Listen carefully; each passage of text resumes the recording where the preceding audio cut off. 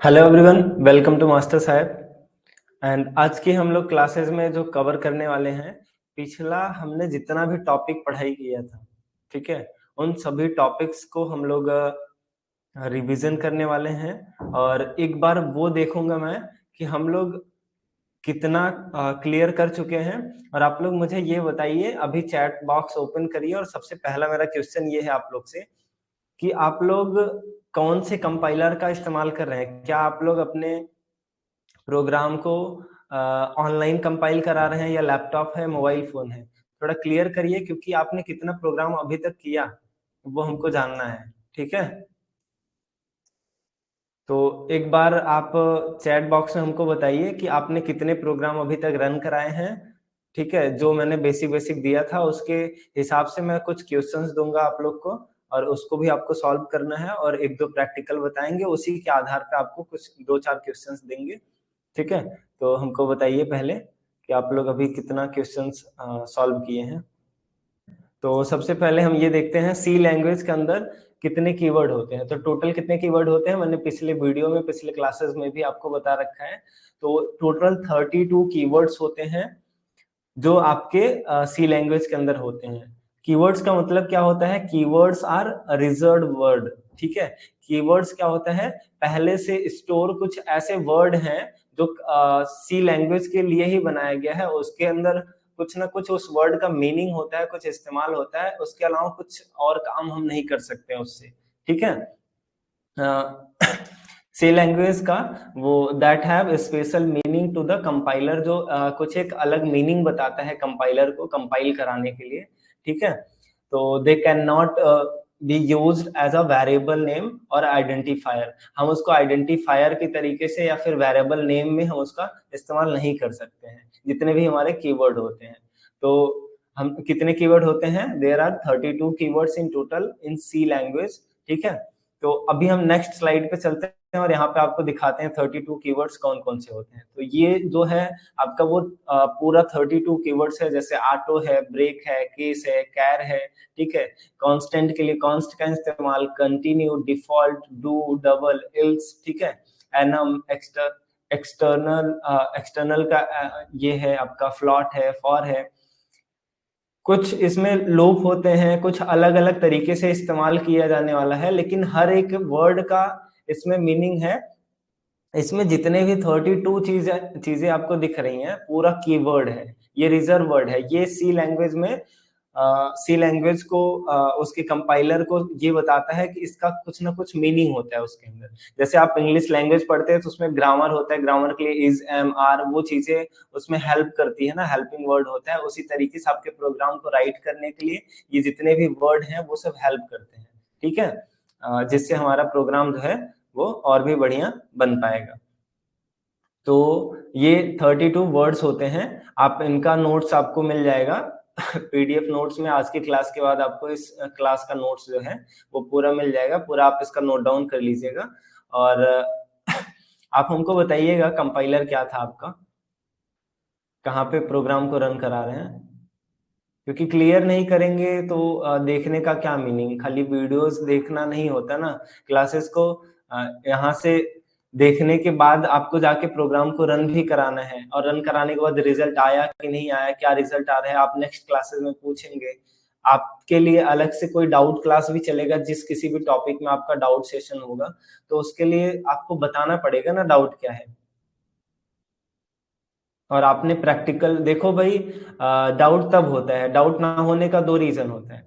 एक तो जितना चीजें हम बता रहे हैं, जितनी टॉपिक है वो सारा आपका क्लियर हो जा रहा है। दूसरा डाउट ना होने का रीजन है कि आपको कुछ भी नहीं आ रहा है, आप कुछ नहीं कर रहे हैं। ठीक है, तो अगर आप कुछ करेंगे तो जाहिर सी बात है थोड़ा बहुत डाउट आएगा, और या तो आपका पूरा कॉन्सेप्ट क्लियर हो गया है, इस वजह से आपके पास कोई डाउट नहीं है। तो अगर डाउट है तो आप इसमें भेजिए, और आप अगर कहाँ पे रन कराते हैं वो हमको बताइए। ठीक है, मोबाइल फोन पे या लैपटॉप पे, तो उसी हिसाब से हम आपको वहां पे प्रैक्टिकल बता देते हैं। तो जितने ये 32 वर्ड्स हैं आपके, वो पूरा कीवर्ड होता है, रिजर्व वर्ड होता है, इसका अपना एक मीनिंग होता है सी लैंग्वेज के अंदर। इसको हम एज अ वेरिएबल नहीं इस्तेमाल कर सकते, एज अ कांस्टेंट या आइडेंटिफायर हम इसका इस्तेमाल नहीं कर सकते। अब मैंने आपको बताया था कंपाइलर क्या होता है, इंटरप्रेटर क्या होता है, ठीक है। सो कंपाइलर क्या करता है, पूरे प्रोग्राम को चेक करने का काम कंपाइलर का होता है। जो कोई भी प्रोग्राम हम राइट कर देंगे उसको चेक करते हैं, फिर हम रन कराते हैं ना, तो जो रन कराते हैं उससे पहले वो चेक करता है और कोई भी एरर आता है तो वहां पे एरर दे देता है, वो कंपाइलर होता है, कंपाइल करता है हमारा प्रोग्राम, ठीक है। और कंपाइलर क्या करता है, पूरे प्रोग्राम को एक साथ चेक करता है और उसके बाद जितने भी एरर आते हैं वो सब एक साथ बता देता है। एक होता है इंटरप्रेटर जो लाइन बाय लाइन चेक करता है आपके प्रोग्राम को, और उसके बाद एक लाइन में कोई भी गलती निकल गई तो आगे नहीं एग्जीक्यूट करेगा वहां पे भी आपको एरर बताएगा। फिर लाइन बाय लाइन चेक करता है, एक लाइन में एरर वहीं पे एरर बता देगा, ठीक है। तो एरर फाइंड करने के लिए या फिर उसको क्रॉस चेक करने के लिए कंपाइलर और इंटरप्रेटर का इस्तेमाल होता है, उसके बाद हमारा आउटपुट आता है। तो हम चल के थोड़ा सा एग्जाम्पल के साथ देख लेते हैं उसको।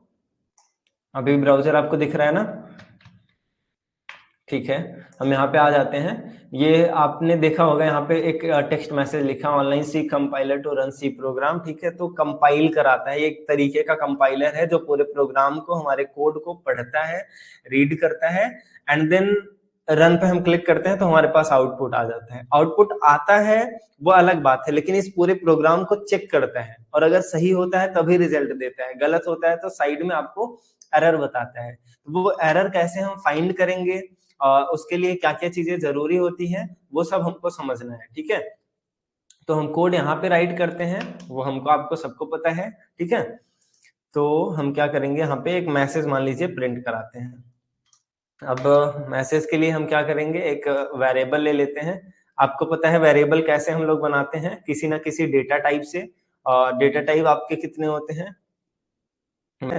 पिछली क्लासेस में आपने देखा है कि डेटा टाइप क्या होता है, इंट होता है, फ्लॉट होता है, बुलियन होता है, कैर होता है, स्ट्रिंग होता है, ठीक है। ये सारे डेटा टाइप होते हैं और उसी डेटा टाइप से हम एक वेरिएबल डिक्लेयर करते हैं और उस वेरिएबल्स में अपनी एक वैल्यू होती है। तो फॉर एग्जांपल मैं यहाँ पे इंट लेता हूँ, इंट क्या है, एक डेटा टाइप है, एंड मैं यहाँ पे क्या करता हूँ, इंट नंबर 1 लिख सकता हूँ। लेकिन इंट मैं वेरिएबल में आप कोई भी नाम उठा लीजिए, एक्स वाई जेड, आपका कुछ भी होना चाहिए, बट वो कीवर्ड नहीं होने चाहिए, पहले से रिजर्व वर्ड जिसको सी लैंग्वेज समझता है, जो सी लैंग्वेज के लिए ही बनाया गया है, वो नहीं होना चाहिए, ठीक है। और वो क्या है आपका, वही 32 कीवर्ड्स जो मैंने अभी आपको पिछली क्लासेस में दिखाया, एंड एक बार फिर से आपको दिखा दे रहे हैं। ये जो 32 कीवर्ड्स हैं, ऑटो, ब्रेक, केस, कैर, कांस्टेंट, कंटिन्यू, डिफॉल्ट, ये वेरिएबल में एज अ वेरिएबल इसको आप इस्तेमाल नहीं कर सकते हैं, ठीक है। नहीं तो प्रोग्राम एरर हो जाएगा और कोई भी मतलब एरर आ सकता है, होगा ही नहीं, आगे रन नहीं करेगा, ठीक है। तो हम लोग फिर से यहाँ पे चलते हैं अपने प्रोग्राम पे। तो हम यहाँ पे क्या बताने वाले हैं आपको, एक वेरिएबल डिक्लेयर कर देते हैं। मान लीजिए यहाँ पे हमने नंबर 1 ले लिया। मैंने आपको एक बार और वेरिएबल डिक्लेरेशन बताया था, ठीक है, कि आप नंबर और अंडरस्कोर लगा सकते हैं, लेकिन आप डॉट नहीं लगा सकते, ऐसी चीजें नहीं लगा सकते, पॉइंट में नहीं होती, ठीक है। तो मैं नंबर 1 लेता हूँ एंड यहाँ पे नंबर 2 ले लेता हूँ एंड उसके बाद सम करते हैं, थर्ड वेरिएबल, ठीक है। हमने नंबर 1 में क्या रखा, कुछ एक वैल्यू रखा, नंबर 1 बराबर 3 क्या है हमारा, एक वैल्यू है, ठीक है। तो इसको हम कांस्टेंट बोलते हैं, एक तरीके से वेरिएबल डिक्लेरेशन। ये पूरा आपका जो प्रोसेस है ये है कि सही तरीके से हमने डिक्लेयर किया। और कांस्टेंट का मतलब क्या है कि हमने नंबर 1 बराबर 3 दे दिया, यानी नंबर 1 की वैल्यू कितनी है, 3 है, और नंबर 2 की वैल्यू हम कितना रखेंगे, हम यहाँ पे कुछ भी नंबर 2 की वैल्यू ही रख सकते हैं। तो मैं यहाँ पे रख देता हूँ नंबर 2 की वैल्यू 5। एंड थर्ड हम क्या करते हैं, एक नया वेरिएबल जो हमने बना रखा है ऊपर सम नाम का, सम के अंदर नंबर 1 प्लस नंबर 2, ये दोनों की वैल्यू को ट्रांसफर कर देते हैं किसके अंदर, सम के अंदर, ठीक है।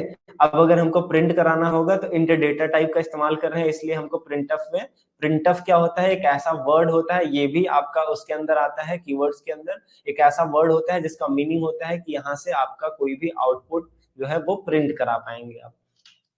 तो मैं इसके अंदर यहाँ पे क्या लिखता हूँ, %d, एंड यहाँ पे कॉमा लगाते हैं, एंड हम यहाँ पे क्या करेंगे, सम वेरिएबल के अंदर ये वैल्यू है। हमने रन पे क्लिक करा तो यहाँ पे आंसर 8 आ गया, बट रन पे क्लिक करने के बाद क्या हुआ, ये कंपाइल हुआ, प्रोग्राम को चेक किया, प्रोग्राम सही था, नीचे लिखा भी है कोड एग्जीक्यूशन सक्सेसफुल, नीचे कहाँ पे मैसेज ये लिख रहा है, मैसेज दिख रहा है प्रॉपरली आपको, ठीक है। तो कोड एग्जीक्यूशन सक्सेसफुल हो गया है आपका, ये बता रहा है कि कोड जो है वो पूरी तरीके से आपका सक्सेसफुल हो गया है। अब हम बात करते हैं, अगर कोई एरर आता है तो एरर किस तरीके से दिखेगा। मान लीजिए सम के जगह पे मैं यहाँ पे ना एस यू स्पेलिंग मिस्टेक कर देता हूँ, सर्फ कर देता हूँ, ठीक है, एंड रन पे क्लिक करेंगे तो अब आप देखिएगा यहाँ पे क्या दिया, एरर। और एरर कहाँ पे दिया, ये बता रहा है कि 8वीं वाली लाइन में प्रिंटफ के अंदर आपने यहाँ पे गलती करी है, यहाँ पे क्या गलती करी है आपने, यहाँ पे सम नहीं लिखे हैं। एरर भी बता रहा है और कौन से पॉइंट पे कहाँ पे आपका एरर था वो चीज बता रहा है। तो यहाँ पे हमको सम लिखना था, सम हमने वेरिएबल डिक्लेयर किया, उसके अंदर वैल्यू ट्रांसफर किए और सब जो है वो नहीं हमने लगाया है। तो कंपाइलर क्या करता है, पूरे प्रोग्राम को चेक करता है और उसके बाद एग्जीक्यूट करके रिजल्ट देता है, जहां गलती होती है वो बता देता है आपका। 2-4 एरर आप कर दीजिए 2-4 गलती साथ में बता देगा। लेकिन इंटरप्रेटर क्या होता है कि वो सारे प्रोग्राम को नहीं चेक करता, शुरू से चेक करेगा, पहले पे गया दूसरे पे गया, जहां पे भी गलती मिली उसको खटाक से तुरंत वहीं पे एरर बता देगा आपका कि गलत यहाँ पे हो गया है। फॉर एग्जाम्पल मैं आपको बताता हूं, आपने देखा होगा बहुत सारे ऐसे टीचर होते हैं, आप कोई नोटबुक बना लीजिए और उनको दे दीजिए साइन करने के लिए, ठीक है। तो बहुत सारे टीचर ऐसे होते हैं जहां पे भी आपकी गलती होती है वहां पे गोला बना देंगे, बोलेंगे ये मिस्टेक है, फिर चेक करते करते करते करते चले जाते हैं, मतलब पूरी कॉपी चेक कर लेंगे, उसके बाद जितना एरर होगा, जितनी आपकी गलती होगी उस पूरे गलती को वो बताते हैं पूरा कंप्लीट करने के बाद। लेकिन कुछ टीचर ऐसे होते हैं जो आपकी कॉपी लेंगे, आपका पहला पेज निकालेंगे और पहले पेज पे साइन कर रहे हैं, पहले पे ही गलती मिल गई तो उसके आगे कॉपी नहीं चेक करेंगे, फेंक देते हैं, बोलते हैं जाओ दूसरा बना के लाओ, है ना। तो इंटरप्रेटर क्या होता है, प्रोग्राम को चेक करता है लाइन बाय लाइन, पहला गलती मिला आगे नहीं बढ़ता। और कंपाइलर क्या करता है, पूरे प्रोग्राम को कंपाइल करता है और एक बार में चेक करके वो जितने एरर होते हैं सब बता देता है कि गलती यहाँ है आप ठीक करिए। तो इसलिए हम लोग क्या करते हैं, प्रोग्राम को कंपाइल कराते हैं। यहाँ पे हम लोग सी प्रोग्रामिंग का ऑनलाइन कंपाइलर ओपन करके रखे हैं, है ना। अभी समझ गए कंपाइलर इंटरप्रेटर में डिफरेंट। अगर समझ आया है तो चैट बॉक्स में हाँ लिख के जरूर बताइए, ठीक है। और अब हम क्या करते हैं, अपने एरर्स को यहाँ पे फाइंड कर लेते हैं। तो यहाँ पे हमको वैल्यू क्या देनी है, सम, और जैसे ही देके आप रन पे क्लिक करेंगे आपका आउटपुट यहाँ पे कितना आ गया, 8। कोड एग्जीक्यूशन आपका सक्सेसफुल हो चुका है और यहाँ पे हमारा आंसर आ गया है ना। तो अब आपको ये समझ में आया वेरिएबल कैसे डिक्लेयर करना है।